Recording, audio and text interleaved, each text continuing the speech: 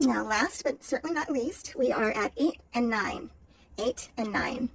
8s are very special. 8s are, whereas 6 is the friendship and community, 8 is the family and the inner circle. These are your relationships primarily with your family, particularly your mother. 8 represents women. 8 represents motherly nurturing and care, or the care of a parent, motherly love. This is the most intimate relationships that you have with the people that you call home. And so for green 8, we have just a, again, motherly love, or just the feeling of family, the feeling of belonging, the feeling of really being at home. 8 is that, plus it's the feeling of being mindful of who your family is and what they mean to you. This is a state of contemplation about expanding a family. Like you're trying to make a decision about perhaps expanding your family, perhaps about having a baby. It can be about moving out on your own, something that is going to change the dynamic of your family relationship. So it requires deeper thought and contemplation and meditation. 8, tensions within the family, tensions within, it can be antagonistic relationships with your parents, particularly with your mother. A yellow 8 will often show up as a problem with your mom, argument that you had with your mom, or, just a family disagreement. And 8 is feeling without family, feeling alone, feeling ostracized, feeling, it can also be the loss of a family member. It can be, an estrangement, or just some big conflagration within the family. It could be like a dysfunctional family. And I hate to, again, like red gets such a bad rap. Of course, whatever your association with these colors can supersede mine. These, again, I'm giving you just how it was taught to me and how I came to use it. You can do whatever you want. 9s. 9s are finances. First and foremost, 9 is finance. 9 is money. 9 is material well-being.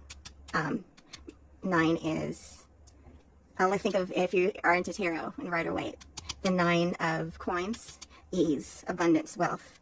9s as in just, the things that you have amassed for your own comfort or discomfort. 9, good money, good positive financial flow. It can also be just material well-being and improvement.